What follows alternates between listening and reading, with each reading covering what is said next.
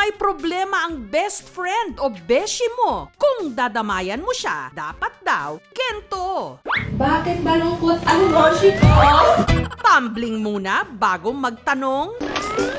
Ba't malungkot ang beshi ko? Hindi naman tayo na-orient. Ba't malungkot ang beshi ko? Bakit may toyo yung misis ko? Online naman, ang mga pangangamusta sa beshi nila idinadaan sa tumbling emojis. Ba't malungkot ang beshi ko? Ang samut-saring meme at parody na ito, Tula na yan! Yeah, go, go, go! inspired ng eksena sa magpakailanman taong 2019, Talungkot-lungkot mo.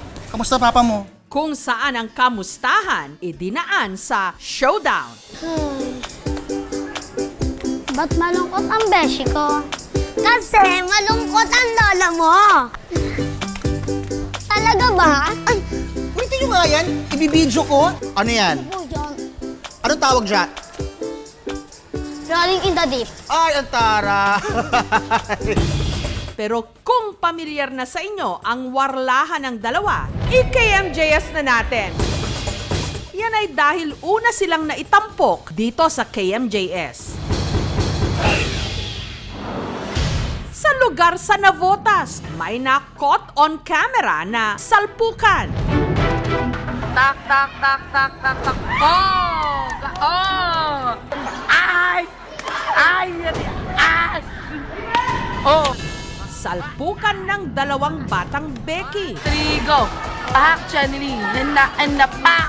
Kaya tinawag nila itong Backlash. Let the clash begin!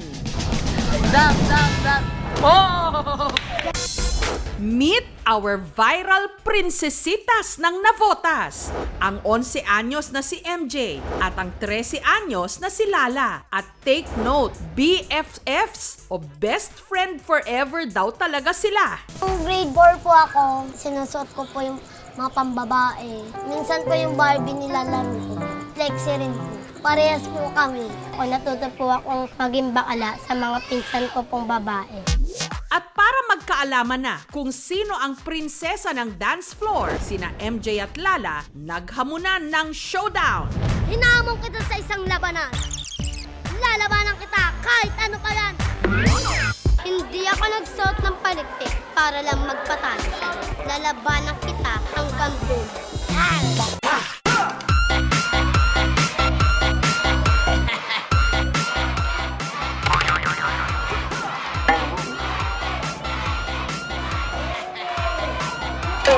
Backlash 2019!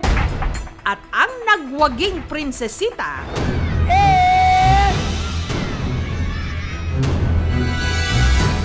Lala!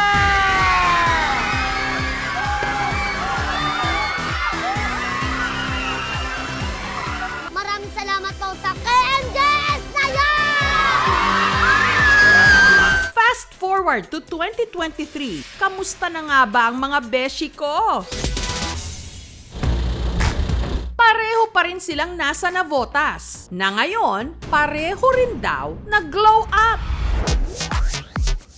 Ang dating patpati na si MJ, nagkalaman-laman na. Hi! Hello, hi! And mabuhay! My name is Margie Ortega, 15 years old stunner na Navotas City. Ang totoy naman noon na si Lala, ganap na ngayong dalaginding. My name is Lala Biliganyo, 17, fresh pa din. Masaya po ako na naka-MJS po ako yung time na yon. Pagkasabi niya, Dayang galing mo, idol kita, pa-picture nga ako. Matapos daw silang mag-KMJS, sunod-sunod ang natanggap nilang offer. Nakikilala po nila ako, tinatawag po nila ako. Ang saya lang po kasi po marami ka naging kaibigan. Si MJ, bumida pa sa isang pelikula. Nagalit ang patay sa haba ng lamay.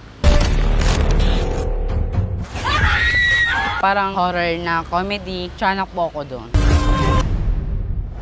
Ang kinita noon ni MJ, ipinambayad daw nila ng utang. Pero ang papausbong na raw sana nilang showbiz career, napurnada nung nagkapandemya. Kasi po, di ba po, hindi na po nakalabas-labas. Parang pangit na parang buhay na yun. Mabuti na lang daw at magkadamay at magkasundo sila sa maraming bagay, pati sa kanilang mga crush. Pogi spaghetti. Pogi gusto mo spaghetti? Pero kung noon, sanggang dikit sina Lala at MJ, ngayon, Bihira na po kami magsama niyan. May kaibigan na ako, may kaibigan na siya. Tapos po yung pandemic, nagwatak po kaming dalawa. pareho silang focus sa kanilang pag-aaral. Si Lala nga, kung ano-ano raw tumbling ang ginagawa. Mapagsabay lang ang pagiging grade 10 student at pagiging sorter o tigasalansan ng isda sa Navotas Fishport. Nagpa-fraction po ako tuwing gabi po. Yung kinikita ko po, hati po kami ng aking mama, ganon. Minsan pambiling bigas, ulam. Doble kayod daw siya dahil sa totoo lang, ito ang nagpapalungkot ngayon sa beshi ko. Ang tatay ni Lala, bedridden, pirmi na lang nakahiga.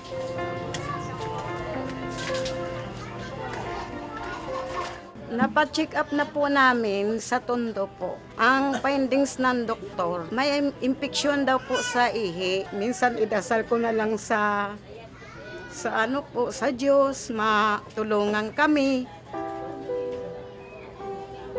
Naiyak po. Nahirapan na po ako sa buhay namin po. Mabait na mabata yan. Para ako, matustusan, kaya may sakit ko, hindi na makalakad. Siyang bumili kong pagkain sa akin, araw-araw. Salamat na, ikaw nakatulong ako na. Nakita ko po siya umiiyak yun. Sabi ko, ba't ka umiiyak? Sabi niya, wala. Pinili ko po mag-work kasi po, minsan walang kita si la kuya, extra. Pamilya ko po, walang pinag-aralan. So, ang sakit po sa akin yun. Sana po, bigyan niyo po ako ng konting tulong para po makapag-work na po yung papa ko. Sa araw na ito, sina MJ at Lala muling nagkita. Ba't malungkot ang Kasi Ang magbeshi, sinamantala rin ang pagkakataong i-share sa isa't isa ang kanilang mga pinagdadaanan. Kamusta, Nay? Papa mo okay na ba? mahirap na makalakad, tsaka mahirap na rin umihi, tsaka mahirap na rin makatayo. Tiwala lang sa Diyos. Ganun talaga ang buhay. Pero teka, time out muna sa drama. Showdown na! Pero kaya pa ba ng mga buto-buto nyo, mga te?